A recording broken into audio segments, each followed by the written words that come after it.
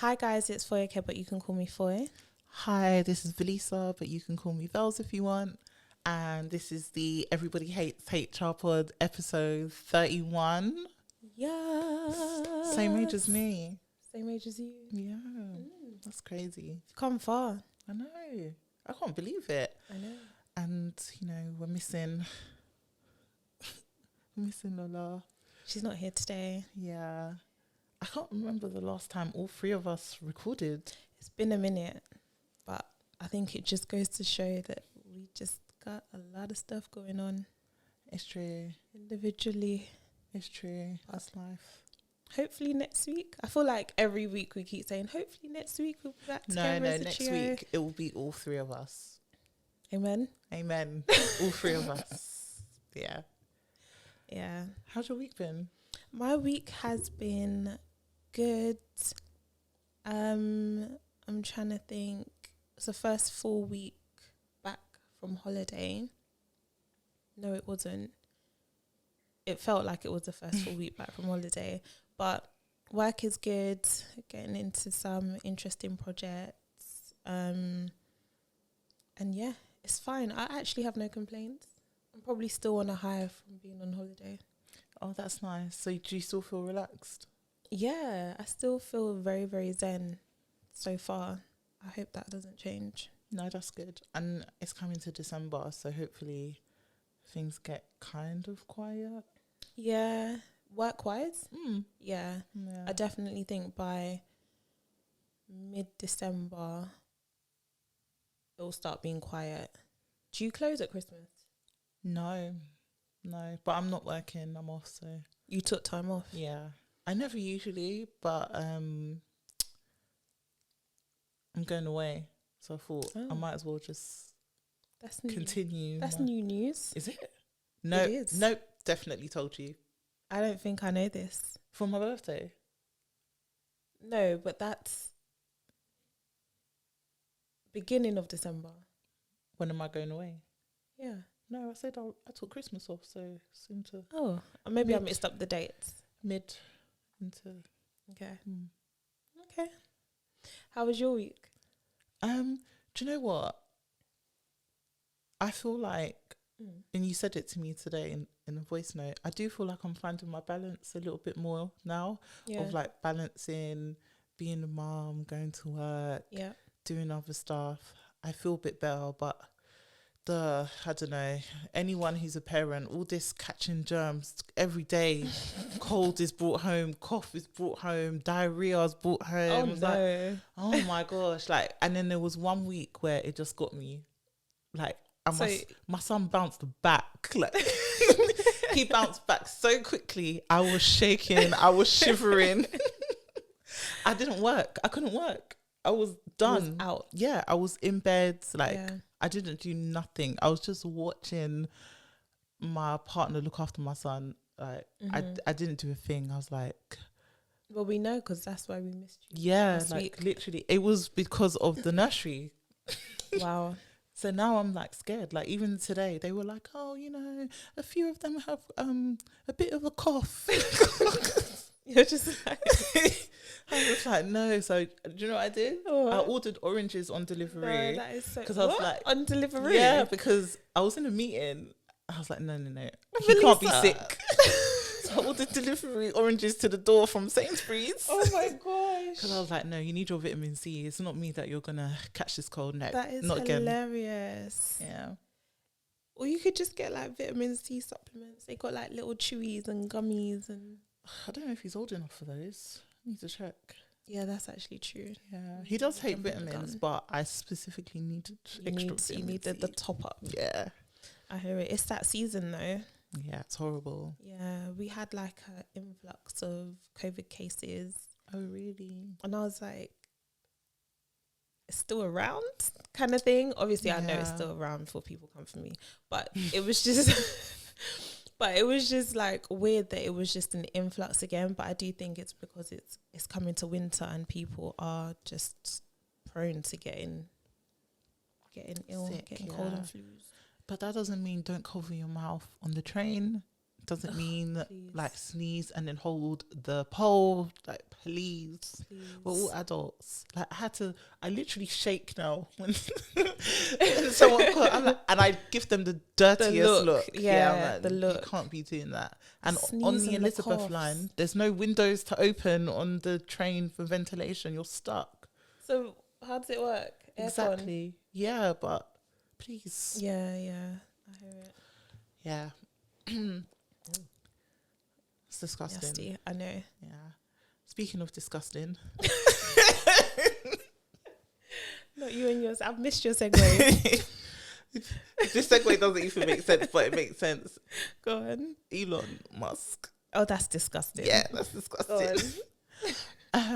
Oh gosh, where do we start with Elon Musk? I feel like we mention him every now and then on the pod. Pretty much, because he's just a hot topic.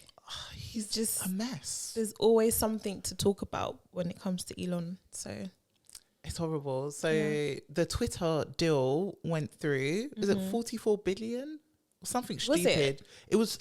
I don't know. It was something really stupid that he bought Twitter for, and now he doesn't know what he's doing. So he made a lot of people redundant, including apparently almost all of the infra team, which is who keep Twitter running. Yeah.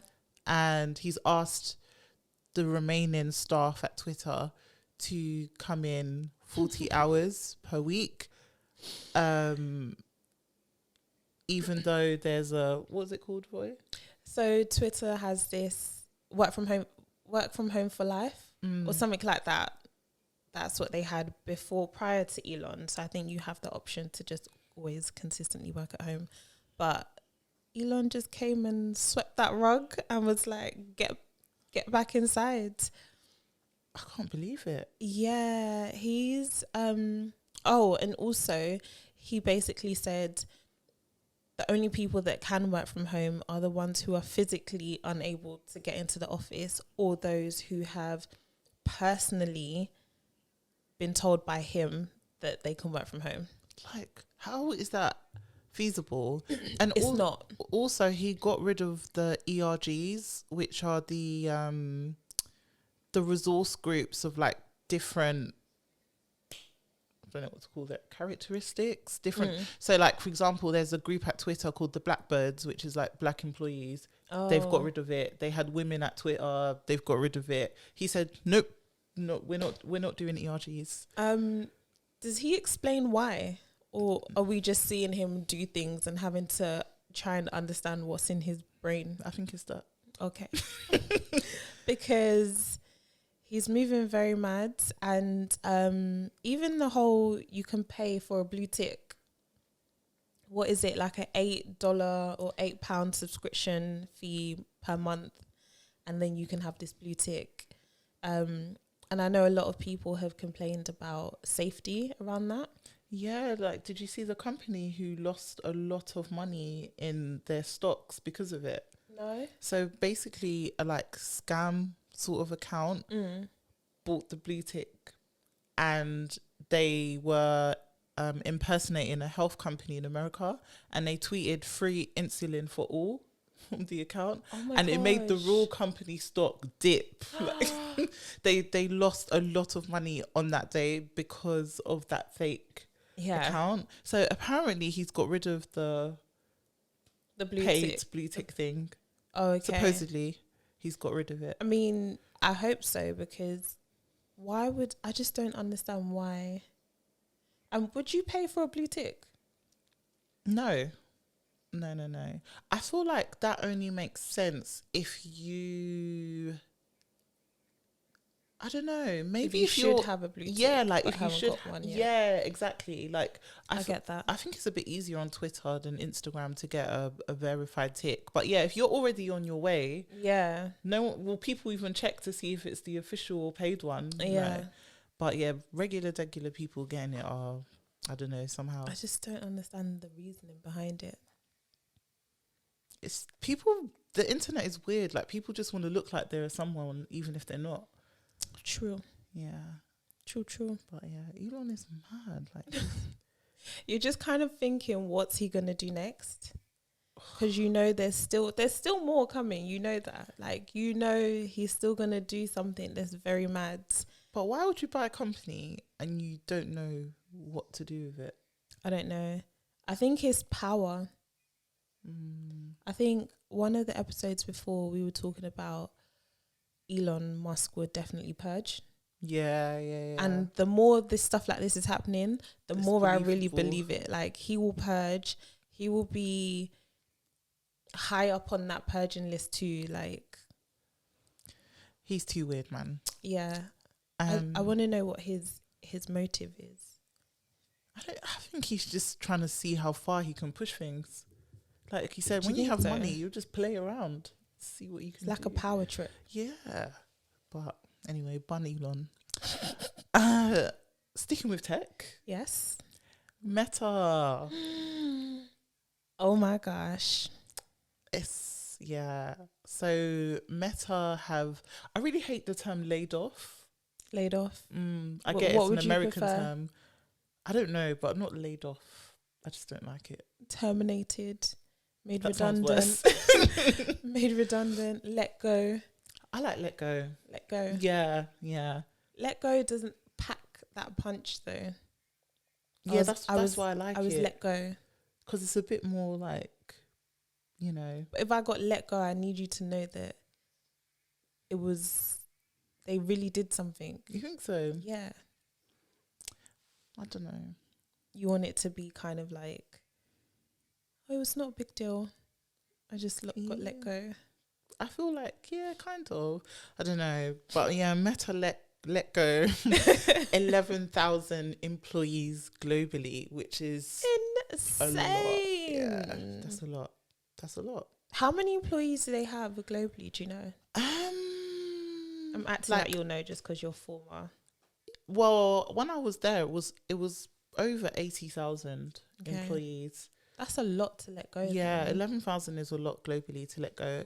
A lot of them were recruiters, because they were going through rapid growth for a really long time. Like since I was there until I left, everything was growing, and they said, you know, they wanted to hire X amount of engineers.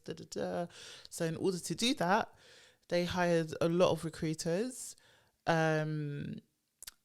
So yeah, they got a lot of it, like the brunt of it, to be let go. Like, it's actually really sad. It is really sad. Like someone I know, he was let go, and he said his whole team was let go, and he said he was one of 73. Wow. Yeah, and that whole team is gone. So they're just wiping out departments, basically.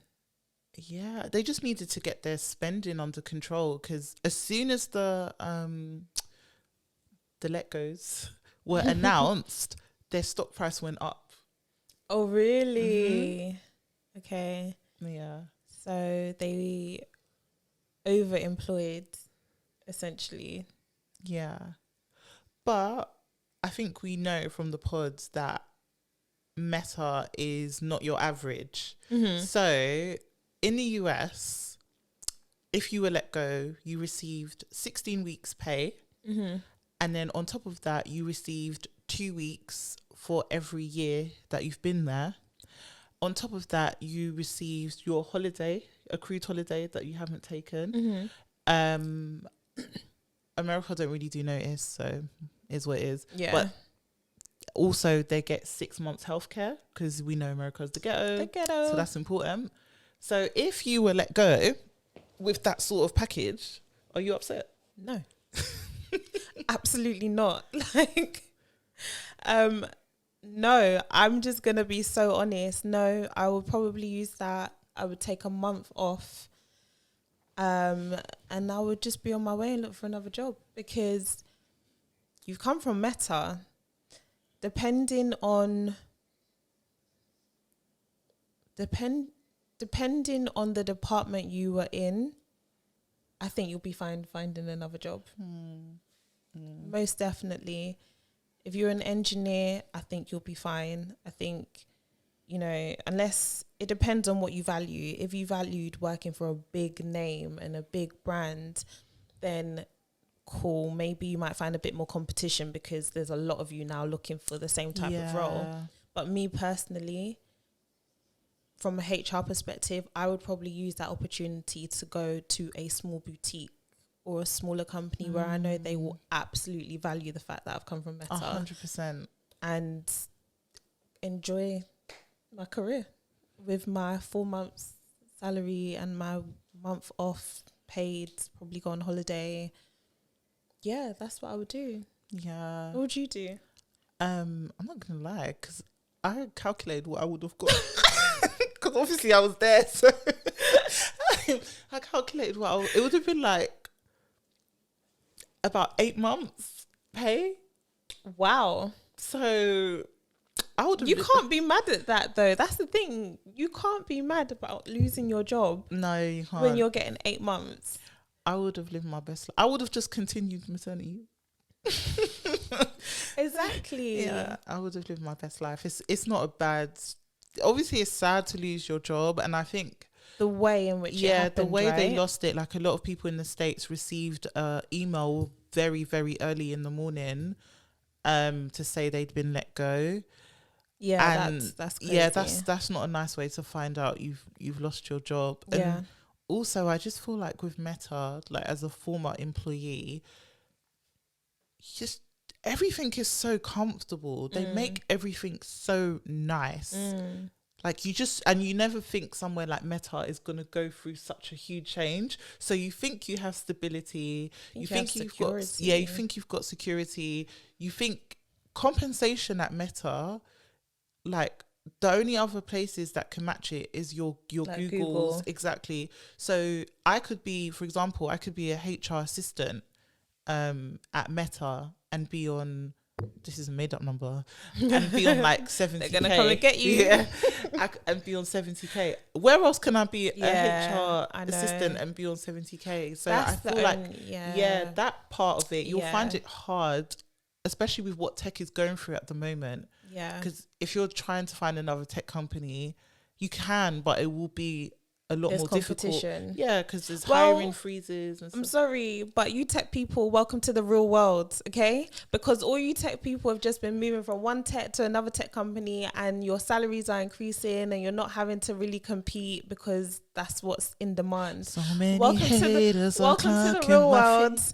Now you have to compete like the rest of us, okay? Oh god! Now you have to compete like the rest of us. It's true, but it's gonna be a shock. Like, no, I get it. Do you know what else I don't like? And I've seen a few of these posts on LinkedIn. Like, there was one who was interviewed by the Business Insider. Okay. He left India he was at India with Meta. He relocated to Canada. 2 days after he relocated to Canada, they let him go. Wait, hold on. Would he still get the 16-week package? Yes, I think so. But he's relocated his whole life. Yeah, that's crazy. To another country and then 2 days later, and he did it with a visa. So obviously, everything is time sensitive. Yeah. So he needs to find another job. You either have to find another job really quickly, or you have to go back to where. And with them, they have a lot of. It's really like one of my friends recently just moved to Texas with Meta. It's really easy to. I'm coming soon. Can't wait. To where? To Texas, free accommodation. When are you going to Texas? See what I mean? You don't tell us stuff. Next year, because I'm gonna go visit her. She relocated there. You didn't say this. I mean, I haven't booked my ticket yet, but I'm going to go. Anyways, yeah, so it's really easy to like the global mobility there is really good. So I saw a lot of posts. There was another woman who uplifted her whole family, like husband, 2 kids from Israel to California.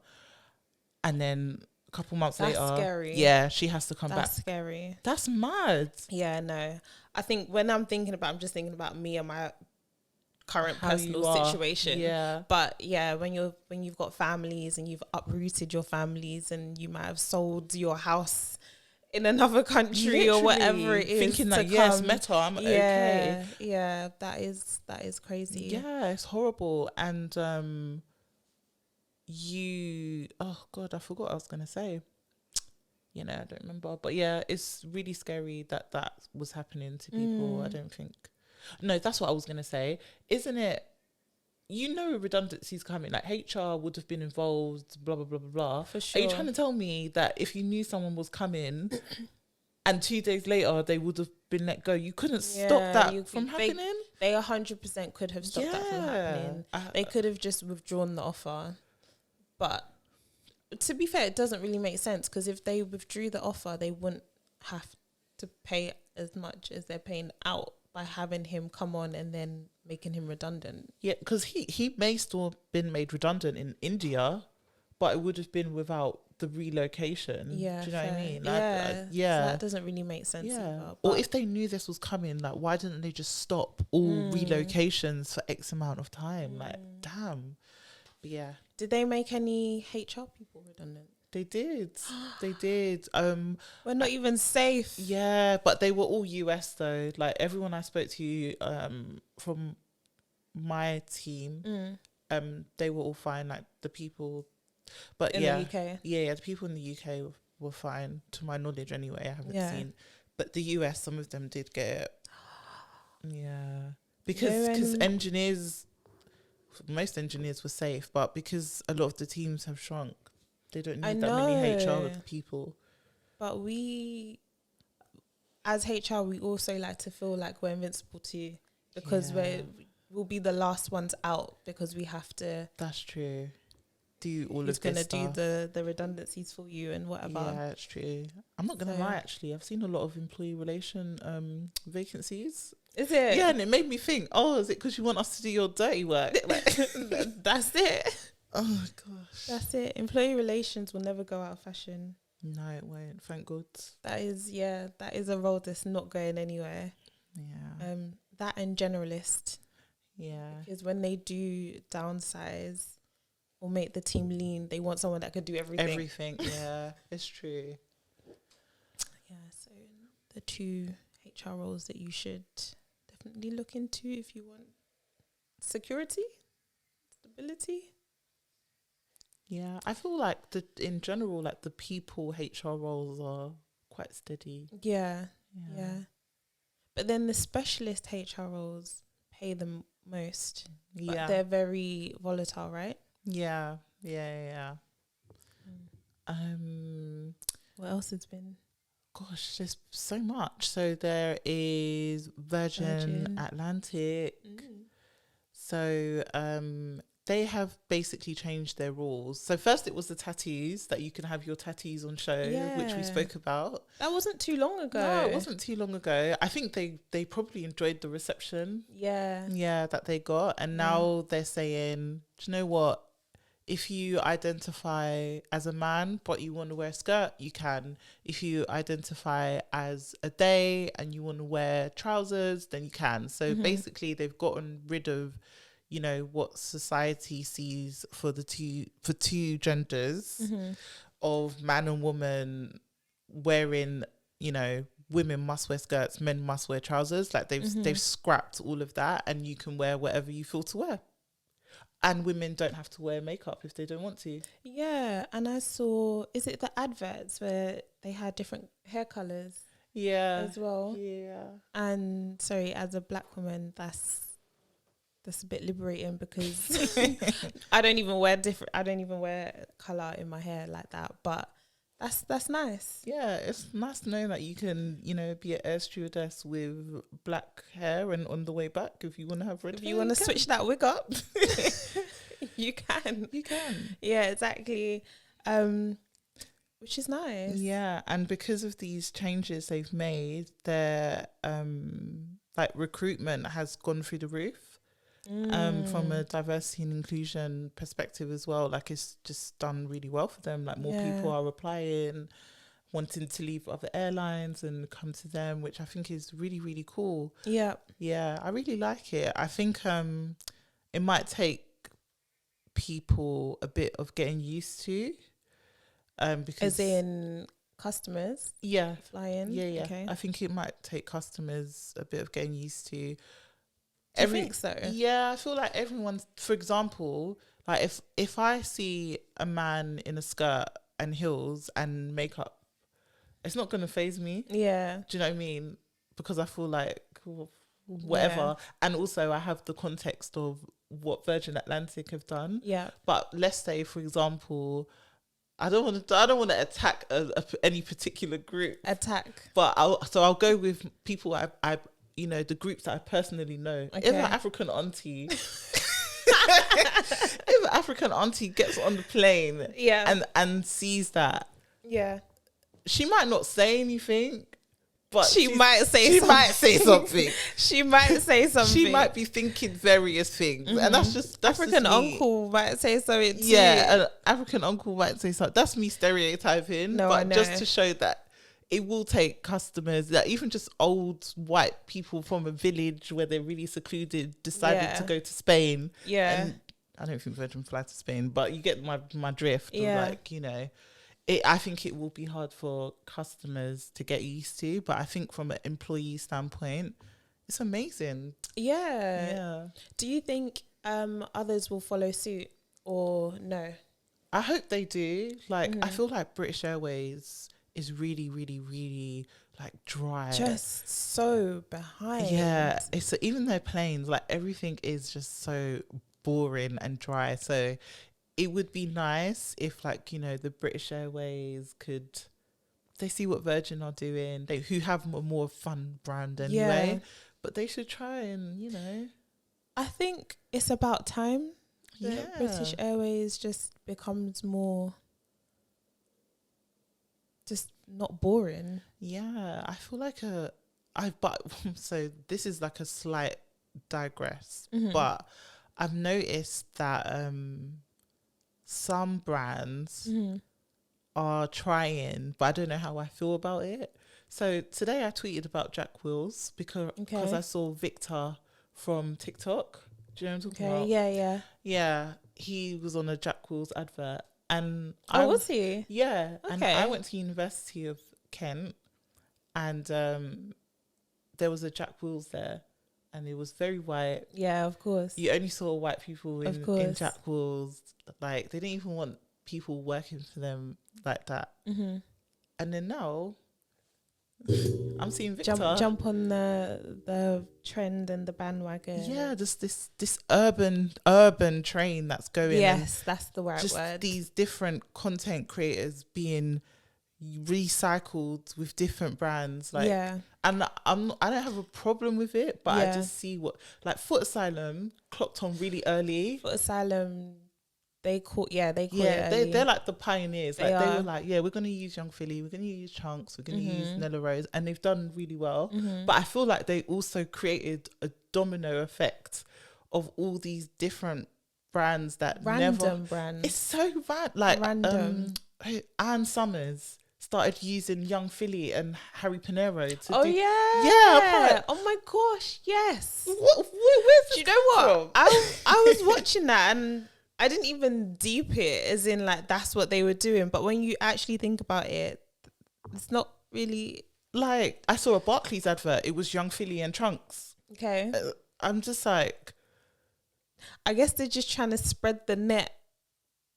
But anywhere, you just spread it and just see what comes.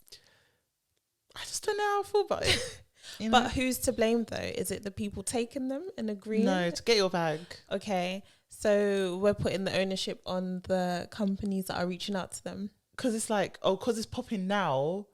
Yeah. You want to use them. Yeah. But there's going to be a point where they're not a trend, and you're not going to push what looks like diversity, but it's not diversity. You just using them because they have very high engagement. Yes, exactly. It's capitalizing on their engagement. So I didn't know who this person was until recently. Okay. Do you know? Oh God, I hope I say his name right. iSpeed. No. Check. Foye, when we finish recording, I'm going to show you one of his videos. Okay. I kid you not, in one day, this guy will get 4 or 5 million views. Wow. Okay. iSpeed Show is his name. Yeah. What does he do? He's just some crazy 18-year-old from America. Okay. But he's now decided he really loves football and all of this stuff, and he is on Sky Sports and Premier on their Twitter, on TV with these.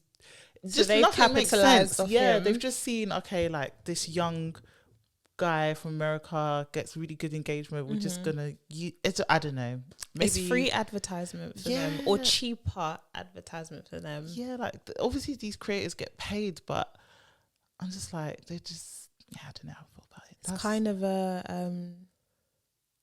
they're being used a little bit, but they are getting paid. Yeah, like get your bag, like for as long as you can, because literally you don't know when they're gonna switch it up on you. That part, but. Yeah, I'm just like, some of these brands, not for Asylum, because I feel like they were the pioneers, the originals. But yeah, a lot of them, I'm just like, but that was a digression. No, but it's a valid point though. But I don't know. I reckon, I don't know what other airlines might follow suit though, because, you know, it can only be BA. That's what I was going to say, because if you look at, I don't know, Ryanair, Emirates, they're not going to be doing that anytime soon. Qatar are not going to be doing that anytime soon. Ryanair could, all the EasyJets and Ryanairs, I reckon they could. EasyJet could. I think EasyJet would be a good one. Yeah. Ryanair's, have you seen Ryanair's social media, like TikTok? And Twitter account is very, who manages that account? Like, who actually manages that account? I can't remember what the TikTok was, but it was like a plane laughing about, like, something to do with the flights being rubbish, but they're cheap, so you just you just get on them. And someone was asking about their plane was delayed or something like that, and they were like, yeah, but you know you're still gonna come back or something. It's just very cheeky. Very, very cheeky. You triggered my memory actually, because you said Qatar. And so, you know, the World Cup is going to be in Qatar. Yeah. And I don't know if you saw today. So David Beckham has been offered, I think, 10 million to do like a partnership deal with the World Cup Qatar. Okay. And someone from the LGBTQ community, I've forgotten his name, has said that, you know, Beckham has always been an ally. So, and, you know, Qatar have their own rules and beliefs about the LGBTQI plus community. Yeah. So he has said, if you don't take this deal, I will give 10,000 to charity. Who said that? The guy? Yeah, the guy. Okay. He said, if you do take the deal, I'm going to burn this cash. Like, I'm not going to give it to no one. I'm just going to rubbish it. Okay. That is the deal that David Beckham has been given. By this Yeah, I need guy. to find him, because I didn't know him until today. So he's basically saying, if you take the deal, you're not Joe Lycett? being an ally? Is that what I'm hearing? Yeah. Right. Yeah, Joe Lycett, his name is. Yeah. But as a business person, 10 million, 10,000. I'm just saying, I'm purely speaking just figures. I haven't put any of the, you know, the beliefs and morals or what you stand for in it. But so what's David Beckham said? I don't think he said anything, but this is like Is he real going time, to? so I feel like he won't. Probably it not. Probably right? doesn't make much sense for him from to a respond. brand perspective to say anything. So this guy's just gonna burn 10,000. Why doesn't he? That doesn't make sense either, though. Let me find the exact tweet. Because he's like, yeah, he's an ally. So, oh well, it was a video. So who's an ally? David. David Beckham. Yeah, I'm just calling him David like I know him. He's an ally to the gay community. So people are saying like, oh, what is 10 million to David Beckham? Like, why can't he give that up, you know, in solidarity? So I don't know. But is it the money though? I don't know, because David Beckham can go to the World Cup, like, but then is that an issue as well? Like, is it just the money that's an issue? Yeah, that's or what is I'm it? trying to say. Yeah, I don't know. It's interesting. Yeah, but I think allyship in general is a funny one. Very grey line around it, right? Do you feel like you've had allies in the workplace? Yeah. I would probably say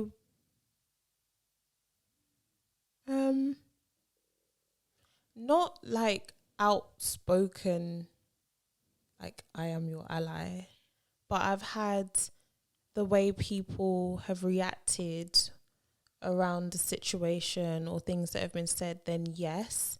But if I said, oh, are you an ally? I don't know if they would even really understand it as like, that's what you're doing. If that makes sense. Yeah, that was going to be my next question. If anyone has ever actually vocalized to you that they're an ally. No. And I probably would, I guess maybe to even come out and say you're an ally is also very performative. Do you think it's performative? I would even think maybe you would even be a bit scared or weary. I think so. A little bit. Why? Because what if people do call you performative? Yeah. Fair dues. When like, no, that's how you genuinely feel. Or you're just even like, oh, I'm saying an ally, but then maybe you'll get like G-checked on, are you really an ally though? And then that's a whole nother conversation, right? Yeah, I think that's the pressure that comes with saying you're right, like saying you're an ally outright, is now there's an expectation of you to always go be an ally then. Yeah, but what does an ally mean in the workplace though? That's a good question, because I actually would want a definition to that. What's your definition of that? It's hard. Yeah. Do you know what? I think the best example I have of an ally is one of my old directors at Meta. She always had my back. So even when I wasn't in the room for whatever reason about what they were talking about, it doesn't matter. Like, I trust her. She always had my back. Okay. And I think for me, that is what an ally looks like, is when you're not in the room, they're still speaking up for you if they need to, whether that be that it could be really overt that someone's saying something they shouldn't be saying about you, whether that's based on a protected characteristic or just you as a person, whatever, but they speak up. Or it could be career-wise, you know, I might be wanting to be promoted or go into a certain role, and then, they just have your back. Yeah. Okay. Yeah, that's my idea of ally.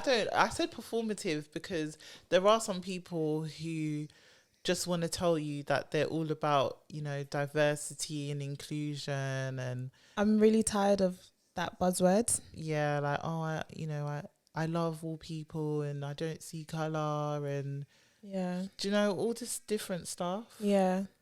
It's like, I don't need you to say that. Just do what you're doing. Like, don't say do. Yeah. It's interesting. I would want to know what the definition of an ally is to people in the workplace. And is it necessary to have allies? Like, do we need allies in the workplace, or does it cause more harm than good? I think you need allies in the workplace. I think you do, because there's people in certain positions of power who, if they are allies for you, can do a lot of good and have a massive impact on what your journey looks like. Yeah, for sure. That company. So I do think they're needed. I just don't want it to be a tick box exercise, which I feel like, I won't say the company, but it's like I was talking to someone in diversity and inclusion, and I was like, there's not a lot of like diversity here. And they were arguing with me saying, yes, there is. And like, what does that diversity look like? Gender? So I was looking for black people. Yeah, no, I know. Oh. I think as a black person, when I heard diversity and inclusion, that's all I'm looking for too. Once I put my HR hat on, you look at everything. I look at everything. Yeah, like as personal experience, I'm gonna look for the black people, like, of course. Wherever I go, whether that's in work, outside of work, even if I'm in an area I don't know, where are the black people? Where are the black people? There's no hair shops here. When we went to that barbecue, yeah, and it was like, where are there's no black people here. As we were driving through the area. God, yeah, we did. Yeah, it was like, there's no black people here. Yeah, that's always what I'm gonna look for. But yeah, she was like, yeah, there's none, and I was thinking there is, and I was like, how you gonna tell me? But yes, I don't want that for performativeness. Yes, and I guess when we do speak about diversity and inclusion, it does cover a lot of things, not just race. But I also don't like when companies just play on the one thing, the one inclusion that they've got. Like, oh no, we are very diverse because it's a 50-50 split between male and females. Okay, but where are the black people? Why are they all old? Like, do you know what I mean? There's these other factors that are coming into play that you're refusing to address, but you think you're doing such a great job because it's a 50-50 split. Yeah, that's what I hated about the recruitment company I worked for, is they kept banging on about diversity and inclusion, and the diversity and inclusion that they kept banging on about was about more women in the workplace. But my thing is with all these companies and diversity and inclusion, intersectionality is never a thing. Like, for example, where are black women? Where are the gay black men? Where are the disabled white women? Where are, like, you know, the old Latino women? Like, where are all these people? Where are the old Latino women? I don't know. Like, where is the intersectionality? Why do they always focus on one thing at a time? It's so annoying because it's like nobody is one thing. I'm not just black. Yeah, you know what I mean? Exactly. Like, my experience as a black woman is different to a black man's experience. My experience as a cis black woman is different to a gay black man. Like, we are very different. Don't just go on, oh yeah, we've got diversity because we've got X amount of this, that. No, there's intersectionality, which is what people are missing. I think that's where they need to do better, or companies need to do better. But the truth is, I don't think they know where to start. Like, where do you start? Like, how many times do we have to hear that? Are them themselves not more than one thing?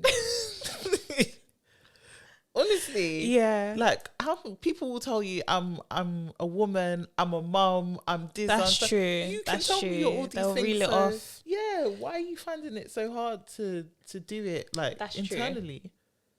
Yeah. Anyway, me, diversity and inclusion is not my bag. I just don't like doing it from a HR perspective. Same. It's just not my bag. It's too much of a burden, and it's too much of a, like, all eyes on you. And no one wants to hear the truth. That part. Yeah.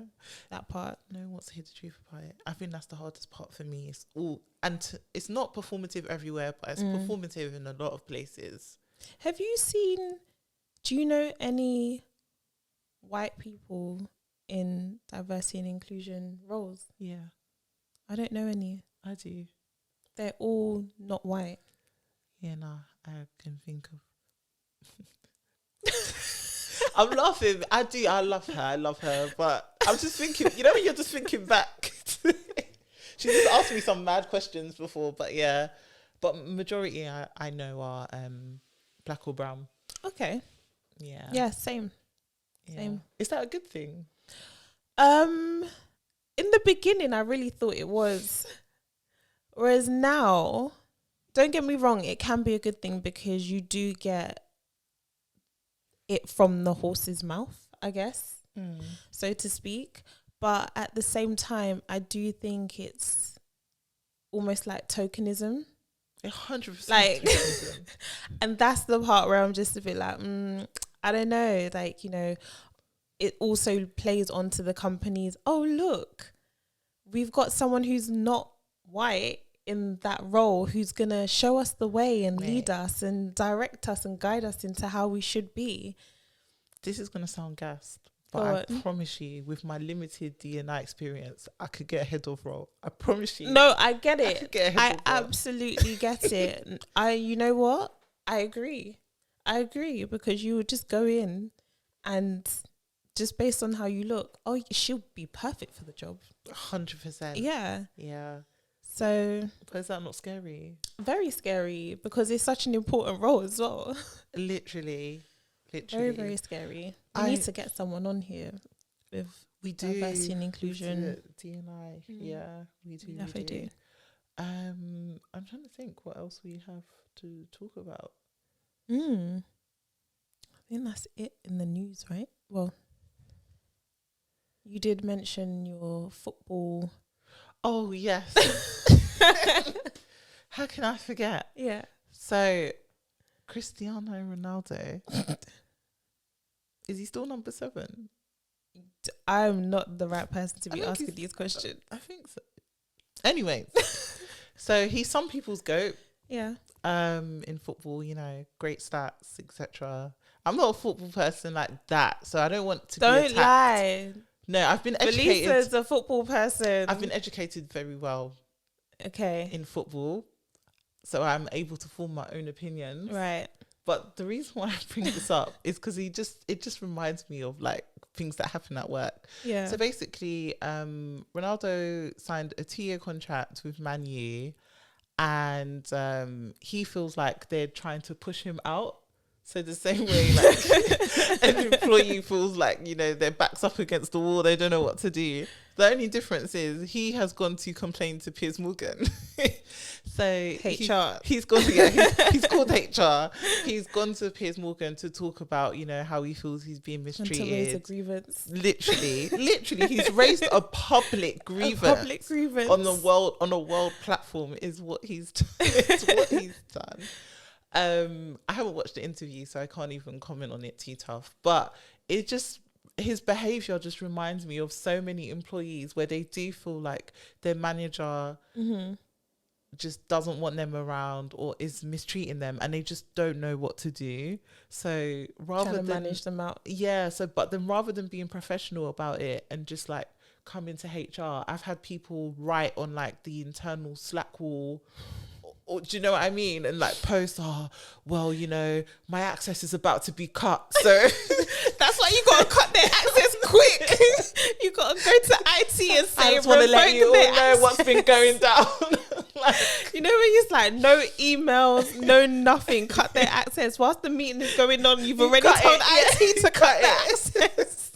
Literally, that's what it reminds me of. It's like nobody acted quick enough internally to like de-escalate how they're not used to it. It's never happened. So he's gone to Piers Morgan, and it's just the same thing. So I thought it'd be like just to bring it up that it's that behavior that people show in the workplace when they're going through it. Like they'll expose themselves on a Slack wall or a Teams wall, whatever it is. They'll post it. They'll tell everybody on their team. Bad mouthing. Literally, they'll tell everybody this is what's about to. You'd think something bad is gonna happen. Yeah, they'll tell everybody, run up and down, do that.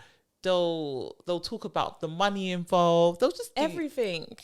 Just everything. And some of it is not even true. A lot of it isn't.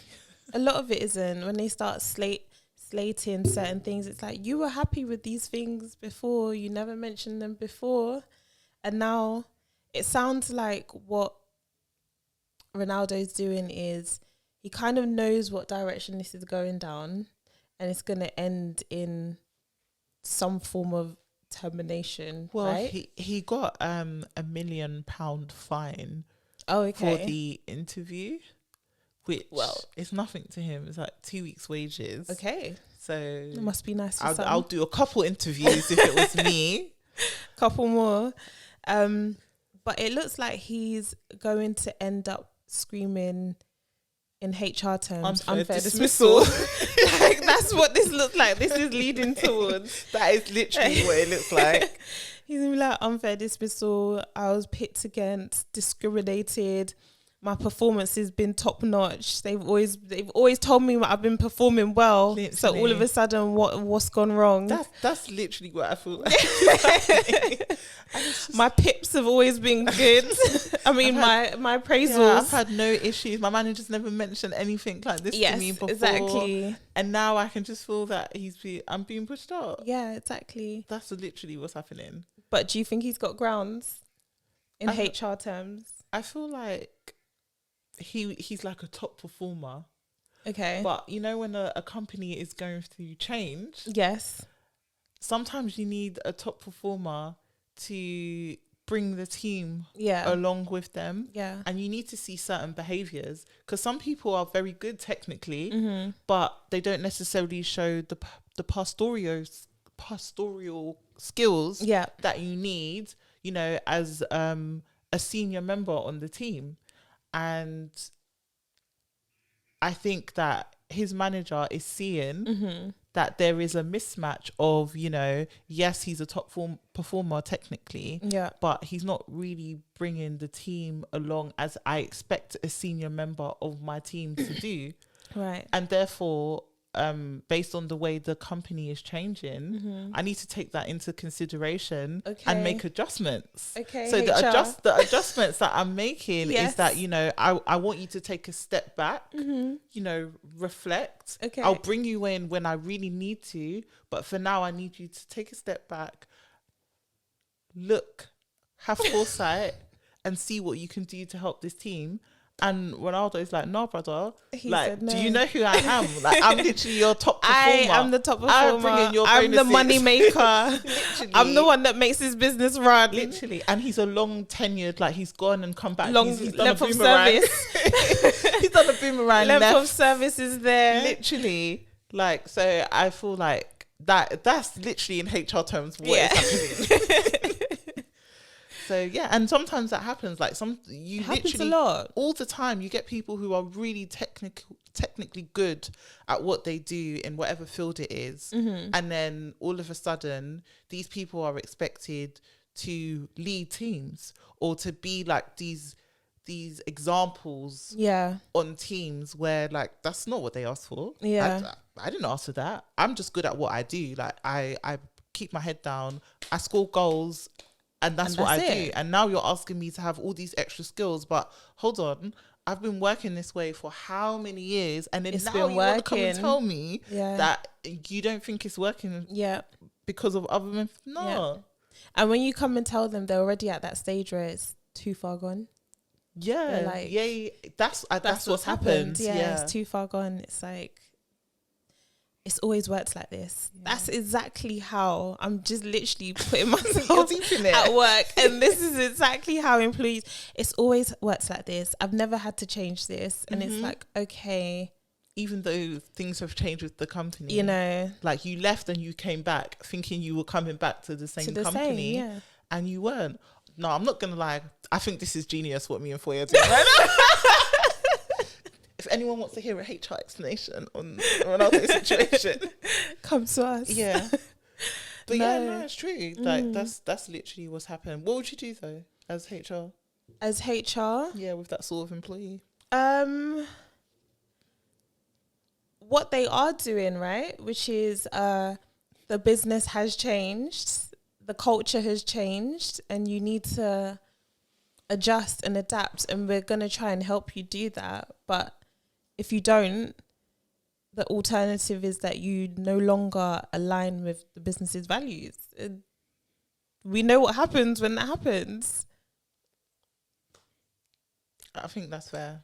Right? Yeah, I think I'll push him out, man. Push him out? He's been there long, so the money's going to have to be long. But I'd push him out because we're not going to get back to a place where we're in harmony. That settlement package is going to be fat. Yeah, but we're not going to get back to a place of harmony. So fair enough. You got to go. Well, we'll watch this space. We'll see what happens. Yeah. Yeah. Okay. Foye? Like that. Do you? Are we done? Yeah, no, I think we are. Okay. Sorry. Was that an abrupt done? It was like a Foye. Go on, we're done now. Finish it off. Yes. So, as Velisa has nudged me, we are done. But yeah, it's nice for us to record in real time again because it's been a minute. Mm-hmm. But yeah, thank you for all the likes, comments, follows, subscriptions. I think somehow on Instagram, you know, you guys are really like loyal. And the followers are still growing, and we do acknowledge that we've been a bit absent. We have. We're gonna try, but life gets in the way. It's true. But we are trying, and yeah, you guys give us a bit more motivation to keep going. It really does. So yeah, thank you, and that's a wrap, guys. bye. Bye.